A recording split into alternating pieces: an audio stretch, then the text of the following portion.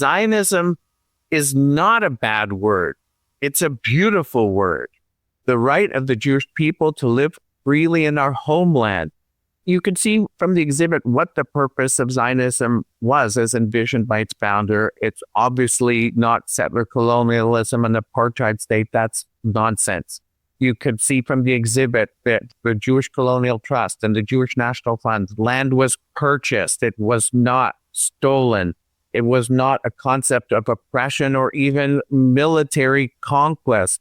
It was, as envisioned by Herzl, a Jewish homeland secured by international law.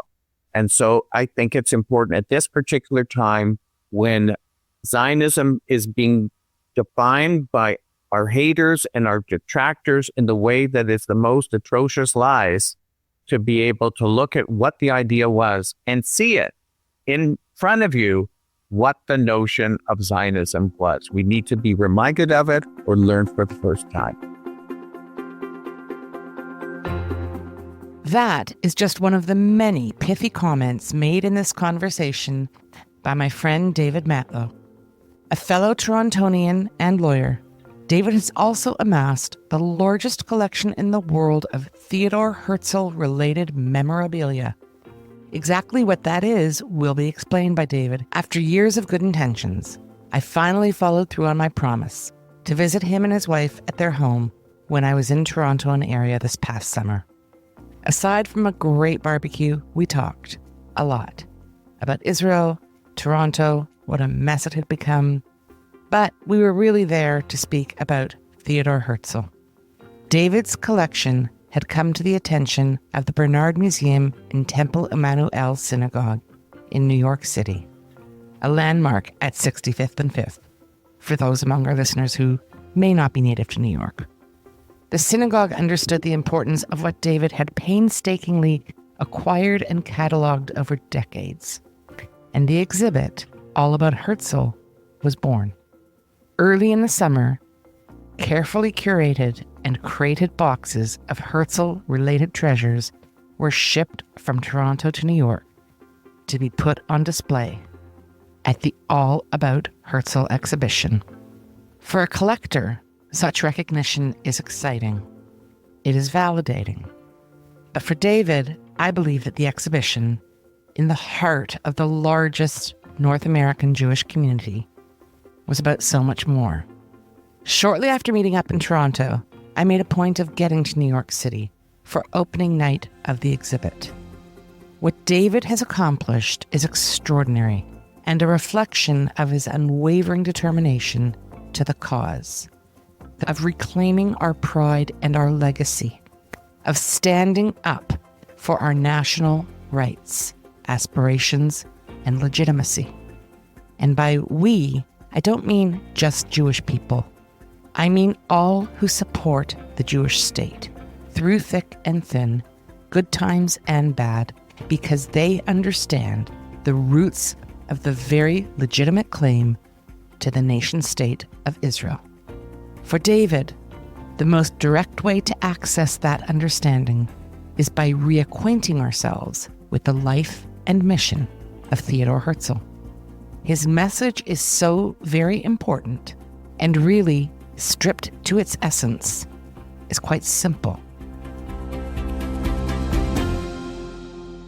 I'm Vivian Berkovich, former Canadian ambassador to Israel, and now very grateful for David Matlow's tenacity and quiet dedication to his Herzl obsession, which is a great gift to so many. Stay with us. Okay, so before we get to David, one more quick point. I have to confess I'm racked with guilt for not having gotten this podcast out sooner.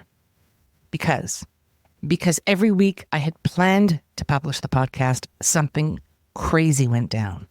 It's been quite the fall here. Iran, Syria, Houthis, rinse and repeat. It just never stopped.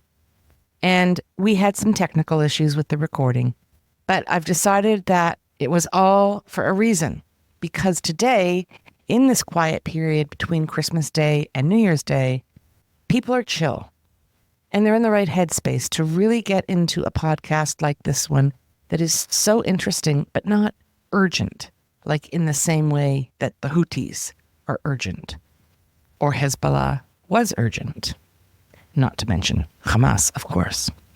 I expect you will agree. As I listened to this discussion after a break of some time, it hit me afresh. David Matlow is a non-stop force of nature in a good way. His Herzl energy will totally absorb you, I expect, as it did me. We get into the origins of his Herzl thing, how the collection grew, Herzl's tragic life, and David Matlow's determination now that this legacy be honored and understood for centuries to come. Please refer to the podcast notes for some great visuals of the objects we discuss in the podcast and a few extras that David sent to me. Now, over to the Viv and David show. It's Wednesday, November 13th, 5 p.m. in Israel, which means 10 a.m. in Toronto, Canada. I got that right, David Matlow? That is correct. How are you? I'm great, thank you. And how are you doing? That's a tough question these days for all of us, right? Okay.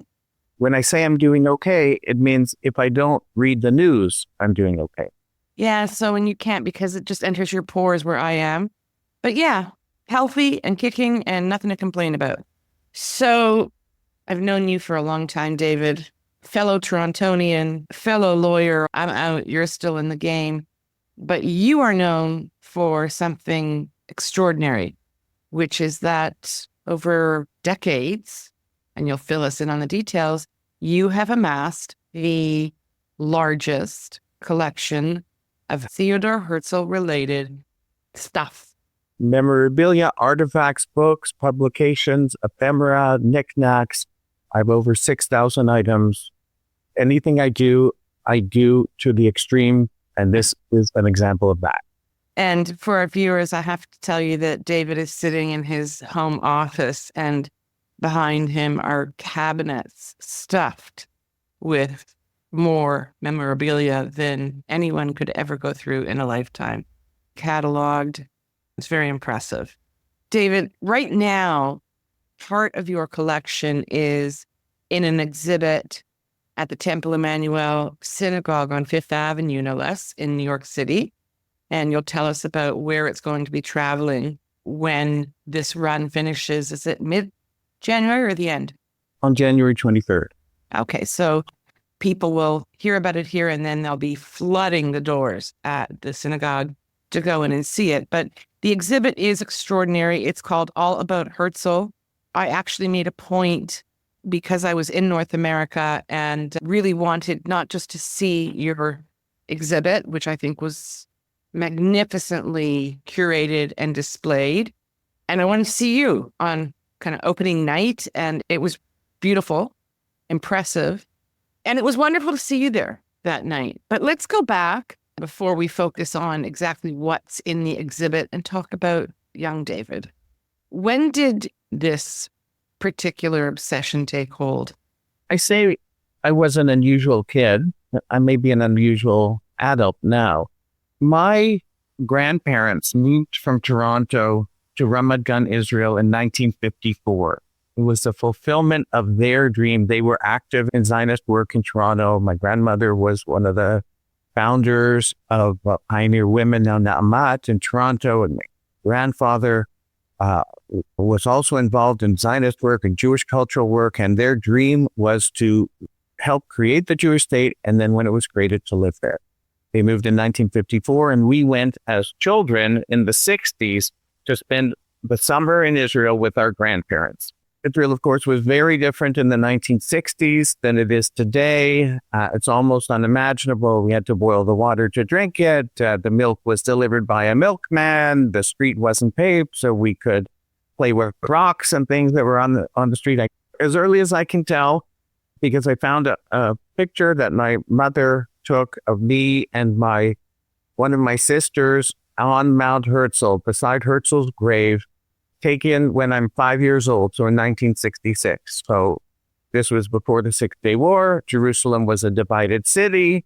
There was no access to the old city, and this was David Ben-Gurion put Herzl's grave in the outskirts of Jerusalem to start to develop sites of interest and historical sites in Jerusalem, never knowing or thinking that the city will be reunited as it was in 1967. It's hard to imagine a world where there was no certainty that we would ever get the old city back or ever have access to the sites in the old city, including the Western Wall.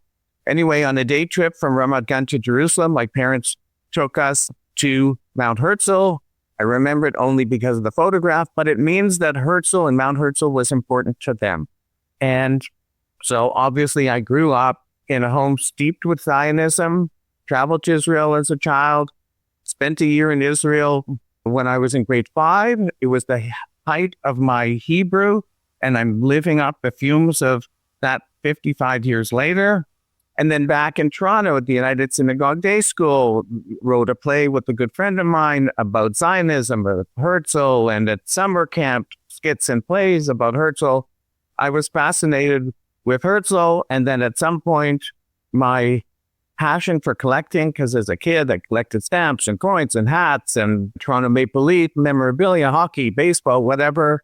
The interest of Herzl and my collecting gene intersected, and this collection started probably about 30 years ago. And that's how I get to be the owner of the world's largest private collection of Herzl memorabilia. Okay, so if my math is more or less correct, because you and I are born in the same year. So the year that you spent in Israel, and I guess went to public school and spoke decent Hebrew, 10 years old. So that was obviously between the 1967 Six-Day War and the 1973 Yom Kippur War. So you actually experienced that kind of period of euphoria that I think was probably still very palpable in Israel after the 67 war as a kid. Do you have any memory of that? I remember very much about living in Israel in 1970. I don't remember anything about grade 3 or grade 6, but this was such an unusual year. And my parents were determined for us to see and do everything. So we would go north during Sukkot, and Pesach we went to Eilat, and my grandmother lived in Ramat Gan, and I went with my father to the championship game of the soccer league. Like everything that there was to do, we did in that year. And that was an extremely special and memorable time. And through my visits to Israel as a kid, including that 1 year experience, I came to understand the uniqueness of what Israel is. It's a special place as perceived by a 10-year-old. And that, I think, is the genesis of course, my passion for Israel and my way of expressing that through collecting, but not just collecting it, taking the things I've collected and displaying it. I made a conscious decision not to have my collection in a safe in the basement that I look at only with white gloves once every 4 years, but to risk the collection by getting it out into the world, because it is primary source material. The creation of the State of Israel, of course, now 76 plus years old, is very recent. So there's a lot of stuff about it. Herzl lived 150 years ago, give or take. There are items from him. There are no artifacts from Moses, but there are artifacts from Herzl. And they are an extremely useful, and I might say quirky way to tell the story of Israel, where it came from, what the purpose of it was, why we still need it, of course, and to charge and inspire us to work to continue to preserve and protect it. What was your first acquisition of the Herzl collection? I mentioned my grandparents lived in a home in Ramat Gan, like a house, like a Toronto kind of house that they bought in the 50s, very unusual. And in the main room, their main room was a framed picture of Herzl. And when my grandmother passed away, so she was the second of my grandparents to pass away in 1991, I asked for that. So that was my inheritance from my grandparents. And I had to take it out of the frame to bring it back to Canada. When I took it out of the frame, I realized it was a free giveaway from the Haaretz newspaper in 1960 on the occasion of Herzl's 100th birthday. But my grandparents were so passionate about Herzl that they took this 10-cent piece of cardboard and put it in a very regal frame and hung it in a very prominent spot in their home. So that was item one. That is upstairs in this house. That doesn't travel, even though you can find them for $15 on eBay every day of the week. But that is a special piece. And that was the beginning of this collecting journey. What came next? The first piece that you actually had to sort of source and pay for and acquire. So for many years, when I was in Israel, I would go up and down Ben Yehuda Street into the schlocky souvenir stores and tourist stores and ask if you have any Herzl items for sale. And they would say, what? Well, some of them knew who Herzl was, and some of them it wouldn't occur to them that there was a Herzl souvenir. And so the first thing I bought in that process, and I tried that for many years, was a black felt Herzl with an imprint of Herzl's likeness on it. And not an extremely special piece, but it was unusual, and it was the first one that I found. But with the advent of the home computer and the ability of search function, and I remember just putting the word Herzl into the computer and hundreds of things came up. I mean, that one search cost me a fortune, because then I went out, acquired them, coins and medals, 100 different coins and medals, watches, ice tongs, forks, knives, the array of items with Herzl on it. So those were souvenirs and knickknacks. And then you get deeper and deeper into it, or at least I do, because then I needed to have an autograph, and found an autograph from a dealer, and to hold a letter signed by Herzl himself was a very moving experience. Now I have 30 of them or so in different versions of them. And then books, first editions of all his books, and then the Zionist congresses, which he inspired. After he wrote the Judenstaat, Medinat HaYehudim, the Jewish state in 1896, his first real act was to convene the Zionist congresses, and each one of those has postcards and souvenirs and programs and so what we would call swag now from the Zionist congresses. And the more you get into it, the more you learn that there is more to get. And so it just ballooned from there. And then there are Israeli auction sites. There is a word, Israeliana, memorabilia dealing with Israel. And there are many such auctions.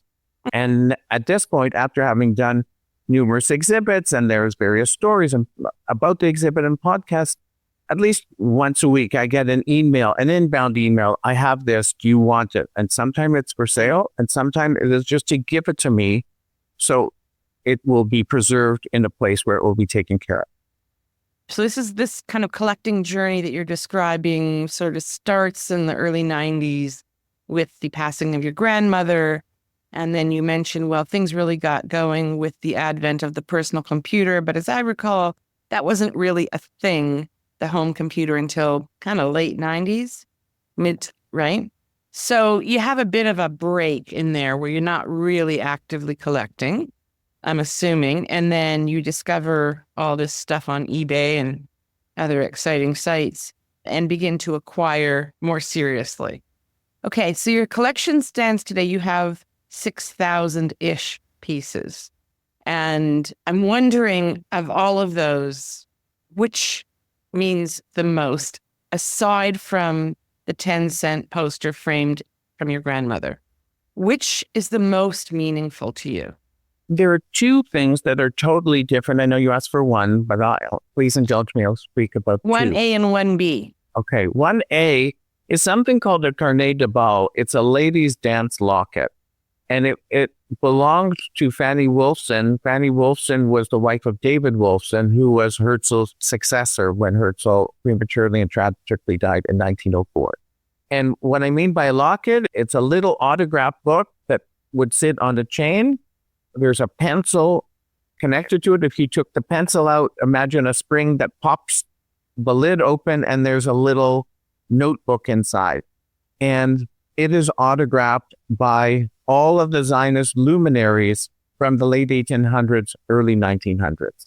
And so this means that these people were accessible, that Fanny Wolfson would go up to them, ask them to sign her little autograph book. The autograph at the top is signed Benjamin, which is Herzl. His Hebrew name is Benjamin Zev Herzl. Of course, his known name is Theodor, but to certain close people, they called him, or he referred to himself as Benjamin.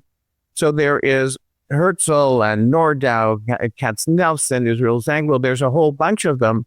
And I think of it as a baseball collector would think of a ball signed by the 1927 New York Yankees with Gehrig and Babe Ruth and others. This is all the Zionist luminaries. It also was reflective of the fact that they were accessible. This lady would go up to them. They were not so haughty-toddy that they wouldn't sign her autograph book, and that there were dances or other galas or whatever other functions where these people could be seen, not very different than what we might experience in North America for fundraising for organizations. So that is a very special piece because it's unique. The other one is a label for a sardine can for Theodor Herzl brand sardines.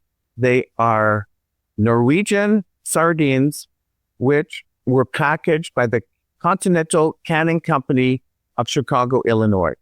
And so there's a beautiful likeness of Herzl on the cover. Actually, yesterday was teaching a class at Tannenbaum Chap, the high school in Toronto, about Herzl. I asked the students whether it was a compliment or an insult that Herzl's likeness was on the sardine can. The consensus of the students was that it was a compliment. The label is from around the 1920s, and it was an opportunity for whoever owned that fish company to keep Herzl's name and idea alive. And this is one of the reasons why there are so many items. After his death in 1904, his likeness was affixed to many commercial as well as organizational items. It was one way for the Zionist organization to keep his dream alive. So I love the fact that there is such a mundane item, such as a sardine. And I did learn from the teacher yesterday that in Europe, for many centuries, Jews were not able to purchase fish that were more than 6 inches in length. And so there's a double meaning to that Herzl was affixed to a can of sardines, which are obviously less than 6 inches in length. So that was the kind of fish that Jews were able to buy in Europe from the 1500s to the early 1900s.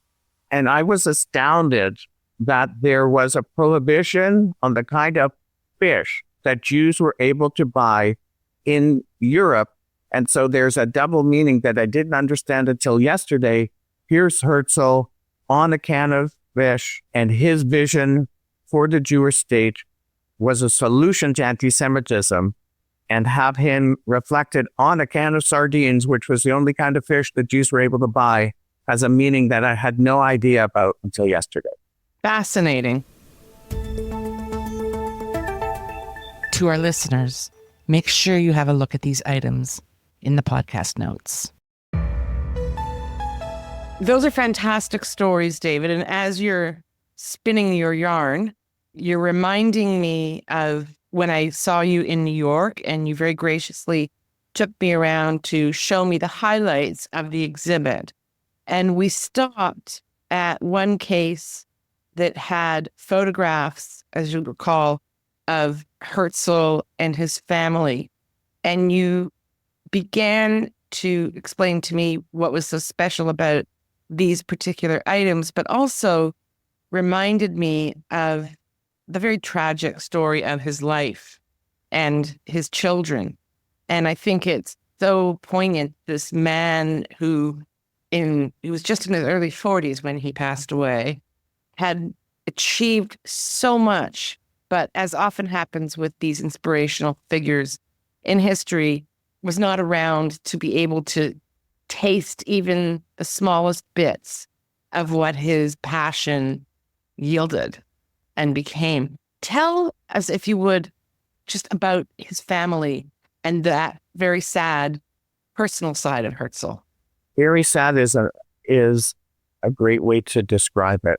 And it really tells the story about Herzl being such a special person who we are remembering, but also being a real person who had his upside and his great virtues and obviously his downside. And one of his downsides was the impact of his Zionist work on his family. He dedicated the last 8 years of his life to Zionism, only 8 years. And he had 3 children. And when Herzl died in 1904, they were teenagers, 12, 14, 16, give or take. Girl, boy, girl. His wife, Julie, had an unhappy marriage, and I can understand her unhappiness. She would think, I married a lawyer.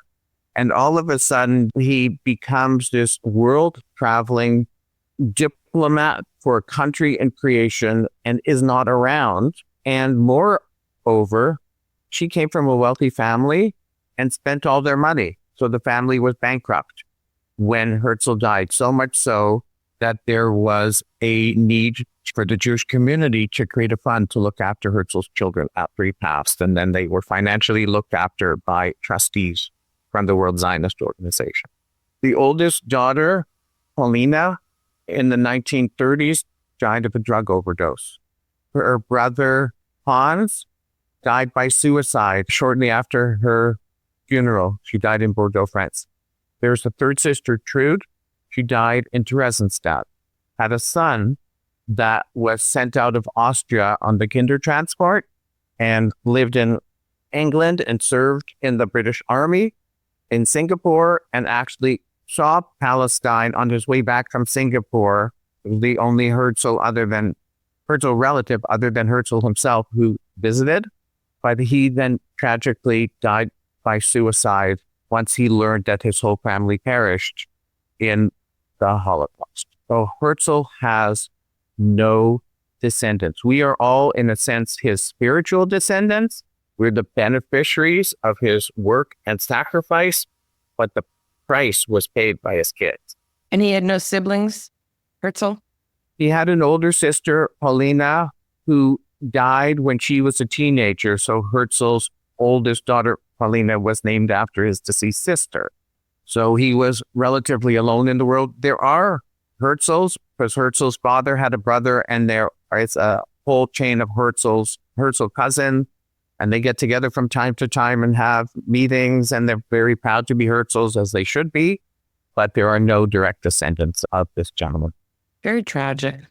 So that was, as I recall, just one case of many in this exhibition. How many pieces from your enormous collection did the curators decide to use in this exhibition? There are about 130 on display at the exhibit. And if you looked around this house, you wouldn't know that anything was gone.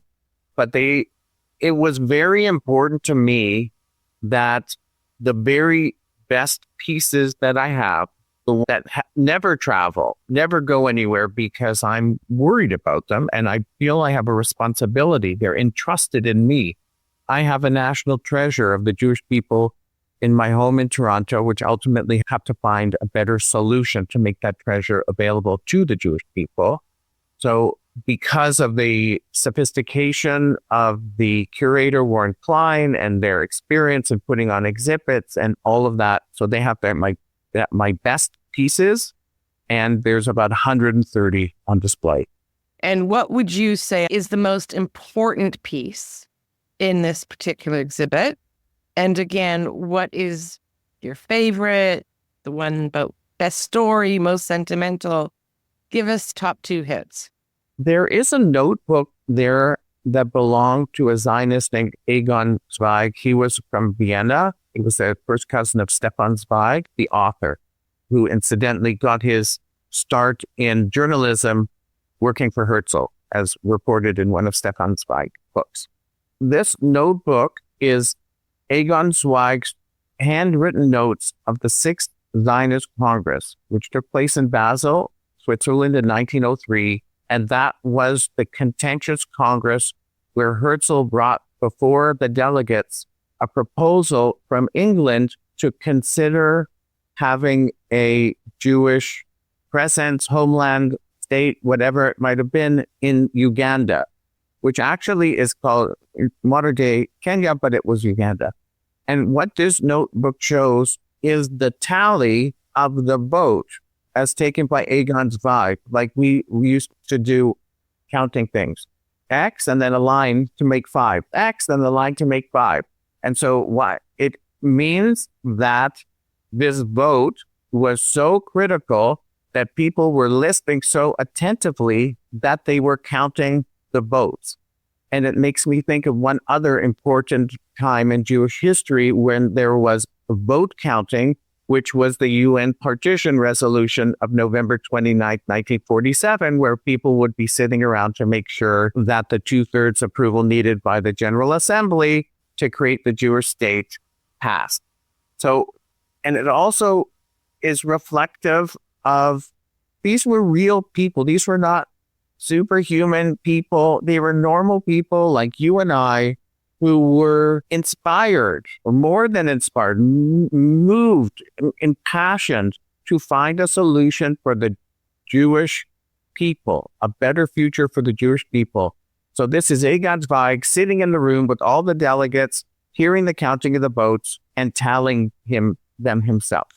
So I'm really curious as to where and how you found this notebook. And I'm just going to speculate and guess it's a nothing special notebook, maybe even a dime store notebook that some person attending put in his shirt pocket and pulled it out to make sure he had his own records of this critical vote. Where did that notebook end up that David Matlow came along and found it? Egon Zweig ultimately moved to Palestine, land of Israel, maybe in the 20s and 30s. And the story told to me is there was a person walking down the street in Israel, maybe 20 years ago, saw a bunch of stuff in the garbage and saw that there was someone cleaning out an apartment in Jerusalem and recognized something important, an architectural book or something in the garbage. Went in to see what was going on and saw that it must have been a grandson of Egon Zweig. He had passed away, or maybe the apartment went to the son or whoever. They wanted to sell the apartment and they were clearing all the junk out of the apartment. And this treasure of Zionism, which was Egon Zweig's archive, was there. The person clearing out the apartment didn't realize the importance of what there was, and so sold it to this person who then pieced it off. I have a lot of things from Egon Zweig because of this circumstance. One of the things I have is a letter from Herzl to Egon Zweig saying, "My son Hans, he's collecting stamps. Do you have any stamps that you can give to him?" And then there is a thank you note from Hans saying, "Mr. Zweig, thank you very much for sending me the stamps." So just so sweet, because Herzl, as a dad, his son is interested in stamps, and then he made his son write a thank you note. So that's how the Egon Zweig material came to me. But you acquired it not directly from the person who pulled it out of the garbage, I'm assuming.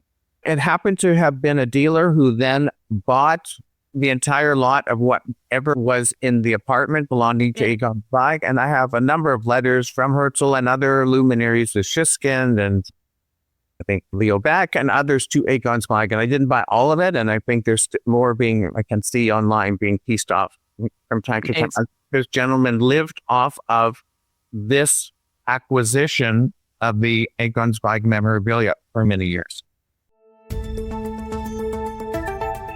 Okay.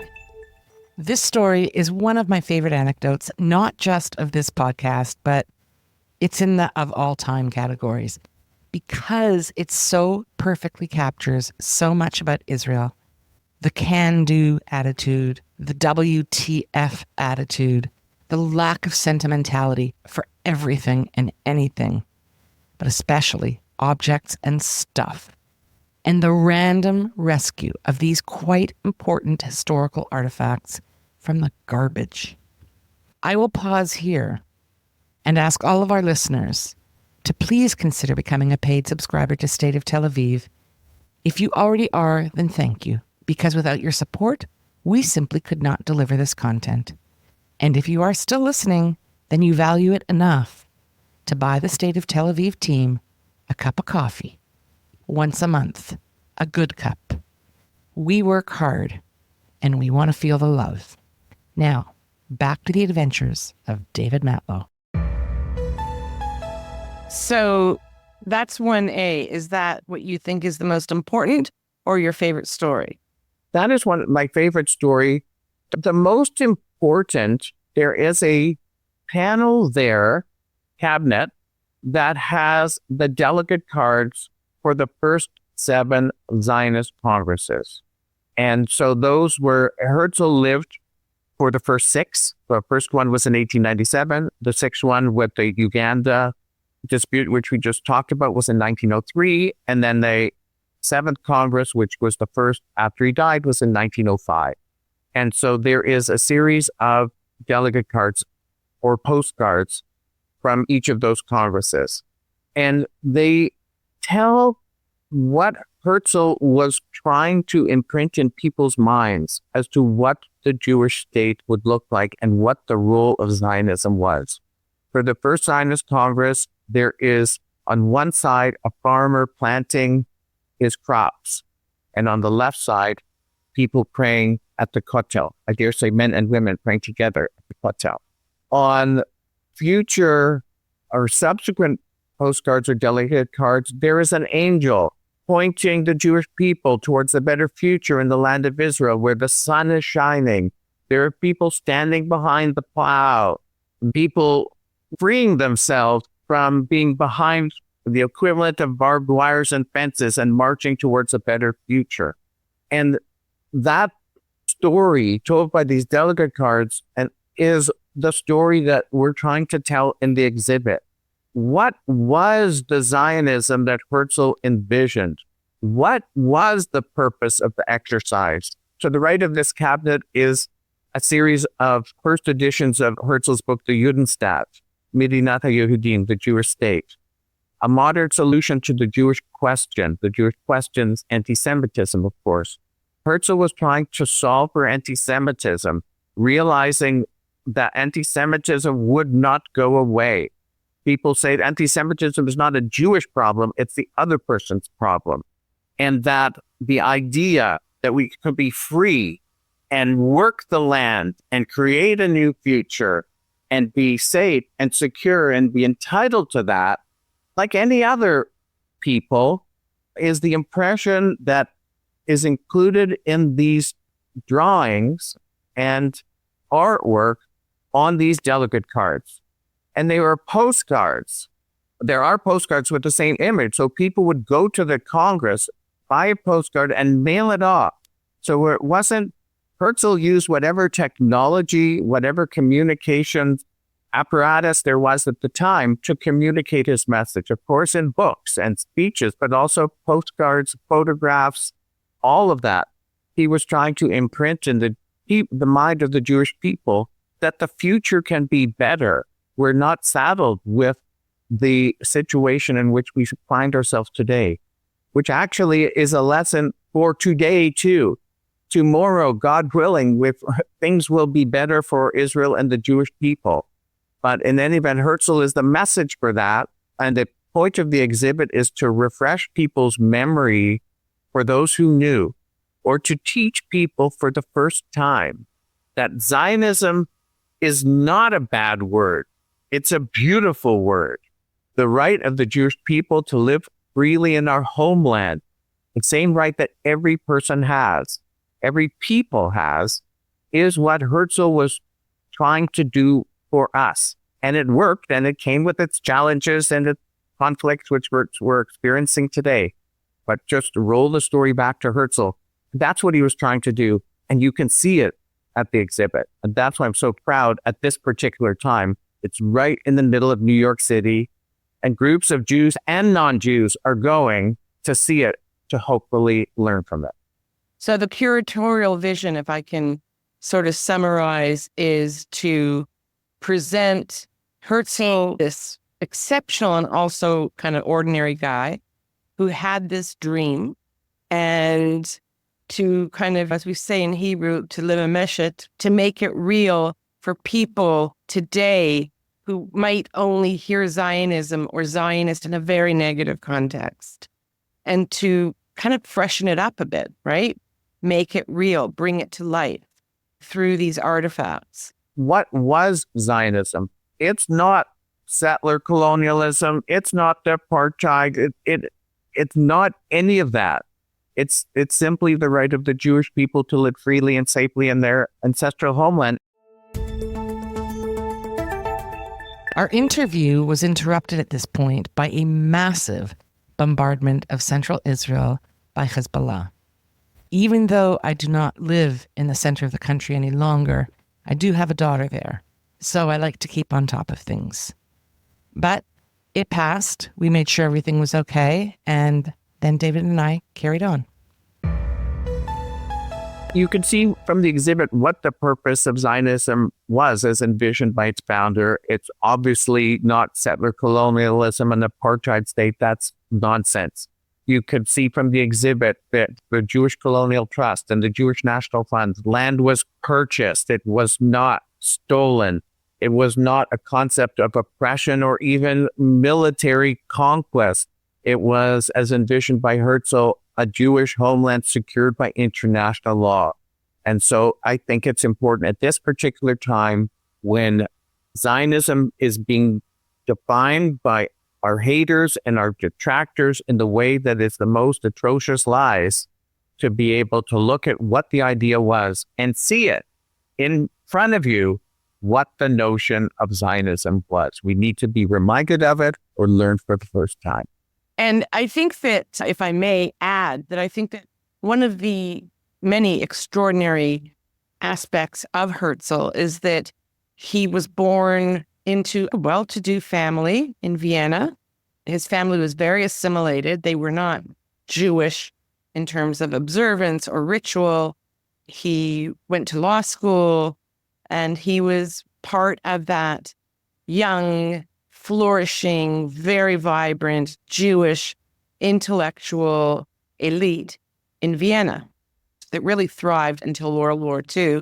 Obviously, he was there earlier. And that this man of means and opportunity and not connected religiously at all became sort of the modern spiritual father, articulator of this idea that Jewish people need a nation state where they can live in security and safety. That it came from this secular assimilated Jewish person at that time is quite remarkable. Tell us, if you will, about his epiphany. When did that lightning bolt hit Theodor Herzl? Because he's kind of moving along quite merrily, I think, in his life. But I know there was a kind of sea change moment. There is a myth about Herzl that when he was a journalist covering the Dreyfus trial in 1894, and Dreyfus was a Jewish officer in the French army, wrongfully charged and then convicted with spying for the Germans. That's when he realized he was Jewish and decided he needed to do something about the future of the Jewish people. We now know that is a simplified myth. Herzl experienced anti-Semitism in his lifetime. He quit his college fraternity because it went anti-Semitic. He was a lawyer, as you mentioned, and he wanted to be a judge, and Jews couldn't be judges in Austria at the time. He would be walking through Austria and would get catcalls about his Jewishness. He experienced anti-Semitism himself. He, as a playwright, he wrote the play, The New Ghetto, which was about anti-Semitism before the Dreyfus trial. But it was the Dreyfus trial itself when he saw and experienced anti-Semitism, which people thought was gone in France, percolate to the surface and above the surface, so much so that he heard calls for death to the Jews and issues about dual loyalty and all the anti-Semitic tropes. That's when he concluded that the Jewish people of Europe were in danger. Anti-Semitism would never go away. It doesn't matter what we do or what we say. We could assimilate, we could not assimilate, we could integrate, we could stay separate, whatever it might be, it won't change. So we need to change our history. We need to get control of our history. And that was the genesis of his writing The Jewish State. The magic of Herzl, because he didn't come up with the idea of Zionism. Obviously, we prayed for the return to Zion next year in Jerusalem at the Seders and the Birkat Hamazon, the blessing after the meals, for thousands of years. And there have been writers like Moshe Hess from Rome to Jerusalem and Pinsker, Auto-Emancipation, which preceded Herzl, and the Chovevei Tzion movement, Lovers of Zion, preceded Herzl. He didn't know about any of those people. But why do we talk about Herzl? And why is Herzl the visionary of the state of Israel? Why is he the only person whose picture is on the wall of the Knesset? Why is the Independence Day ceremony annually starting right in front of his grave and on? Because he decided to do something about it. Instead of kvetching about and complaining and whining about anti-Semitism and oh, things are terrible and they'll always be terrible and just lament, he decided something needs to be done and I will do it. He wrote the book, convened the Zionist Congress, created the World Zionist Organization, started the Jewish Colonial Trust, inspired the creation of the Jewish National Fund. The secret sauce of Herzl and why he's so inspiring to me and the message that the exhibit is trying to suggest and everything in my Herzl project is trying to communicate is we have the power, individuals and collectively, to make a difference. We are not saddled. If we're in a lousy situation, we don't have to accept it. We can be like Herzl and change our future. Herzl shows it's possible. And that is the magic of someone who came a little bit outside the Jewish world, just like Moshe Rabbeinu, right? Moses, he grew up living in Pharaoh's house and ended up leading the Jewish people. I didn't make that up. There are a lot of people who compare Moses to Herzl, and neither of them got to see the fulfillment of all of their work. We all have the power and we can all be like Herzl, and we should be, especially now.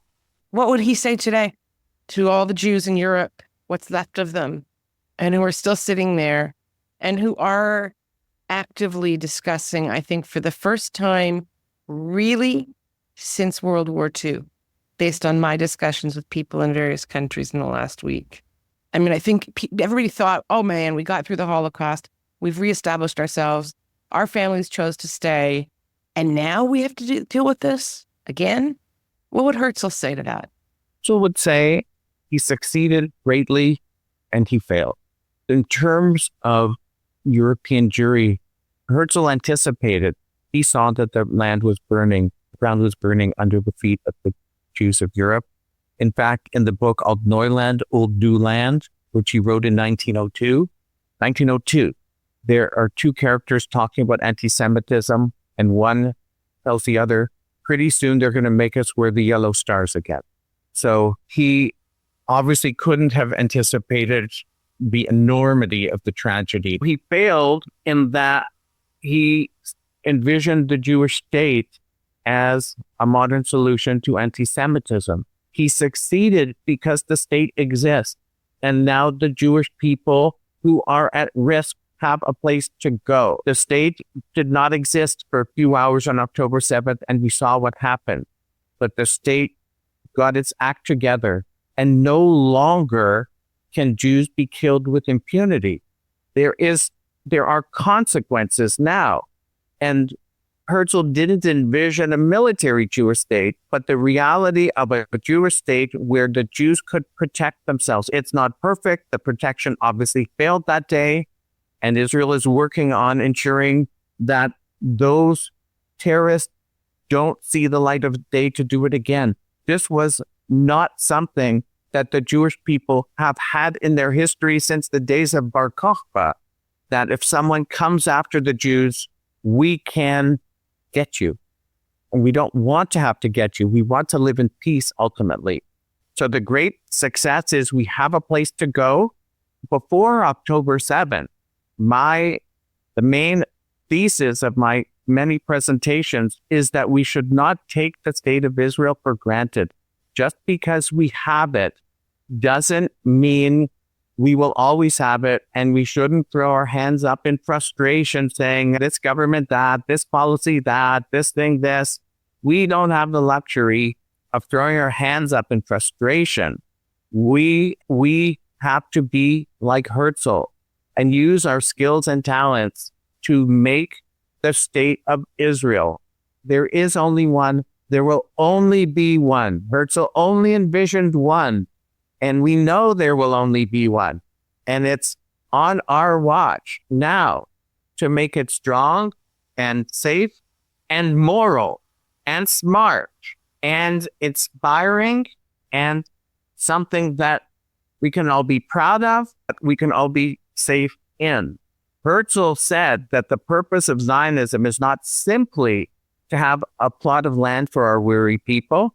It is that, of course, but to build a model society in that land. That work is ongoing. It's challenging, but we need to continue to work on that at the same time as we work on the vision of Herzl of the Jewish state without the state of Israel being safe and secure. We can see the magic, the creativity, the innovation, the helping in the world when there are disasters. This is all something that Herzl envisioned in Alt-Neuland in 1902. We can't forget all of that and our potential and our mission for the state of Israel. We obviously need to focus on our safety and being safe, but we have to get back to our role of what Herzl envisioned, a Jewish state that is a model to the world. And that requires leadership, it requires safety, it requires all kinds of things. So in answer to your question, what would Herzl say? He would be shocked that anti-Semitism still exists. He would be shocked that 76 years into its life, Israel still needs to fight for its existence every day. But he would also be proud that it exists to be able to fight to live another day. And he would remind people of the point of the exercise to ultimately be a place where we can be safe and secure and live in peace with our neighbors. So, David, the exhibit opened, as I recall, it was mid-September, right? And it's running until the third week of January. So that's a nice long run. All you people who are going to be in New York and thinking of what to do for an hour or two, I can highly recommend that you pop by. How has the exhibit been received?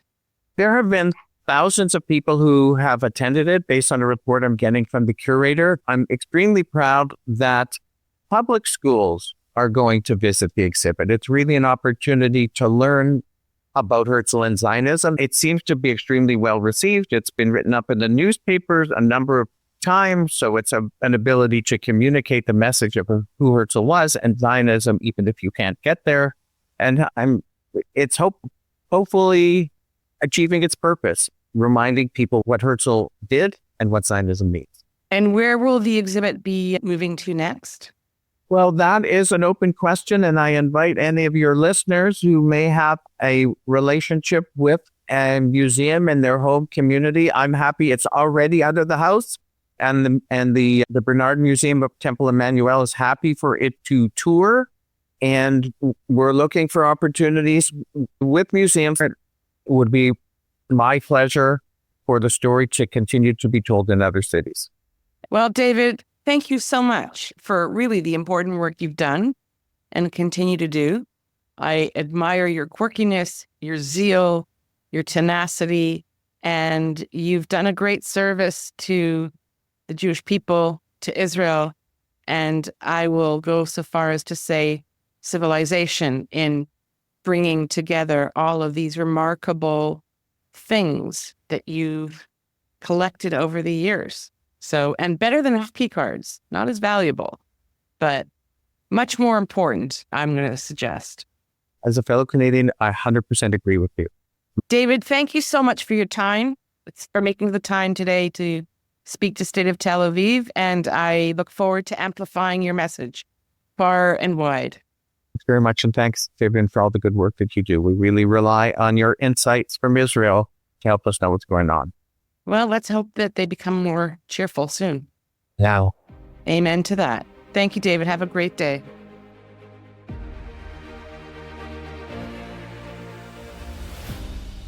Thank you, David Matlow, for being so gracious with your time and expertise, and of course, for never losing faith that I would publish this podcast. Your work is not just important, but you make the stories and anecdotes come to life in such a fun way, which is so critical for imparting important messages and learning. Thanks to David's wife, Leanne, for giving over the Matlow home to this time and space-consuming endeavor. Leanne also deserves a shout-out for her quite impressive collection of pomegranate-related doodads. They are displayed in a beautiful glass case, and wayward-related objects can be spotted in random locations throughout the home. The pomegranate, of course, has been a symbol of fecundity and prosperity and other highly valued traits in the Middle East for thousands of years. And today, we know that these fruits are considered to be a superfood. I tell you, those Matlows, they have all the bases covered. Thanks, as always, to our State of Tel Aviv listeners. I hope you learned from this chat and do get out to see the exhibit. It is at the Bernard Museum at the Temple Emanu-El Synagogue in New York City until January 23rd. Sadly, you won't have David as your guide, as I did, but you will be rewarded for having taken the time to experience the results of decades of David Matlow's devotion. I'll ask today, as I do every day, if you enjoyed this episode, and if you're here, then that speaks for itself. Please consider becoming a paid subscriber to State of Tel Aviv. No time like the present, and, as we all know, nothing in life is free. Not even the fruits of my labor. Please show us that you value our work by supporting us financially. Best wishes to all for a happy new year, and thank you so much for being here to the end. In the meantime, and until next time, stay safe. We love hearing from you, so please comment on our website, stateoftelaviv.com, or send us a note to hello@stateoftelaviv.com. On behalf of the State of Tel Aviv core team, Jan Zabo, our creative, graphic, visual, and marketing man, Amir White, producer and editor extraordinaire, sound guy, who is also impressively patient with me and my boomer tech deficiencies, and our social media manager, who pitches in on everything, Maya Naftalin. Thanks to the team. Thanks to you for being here. We'll be back soon.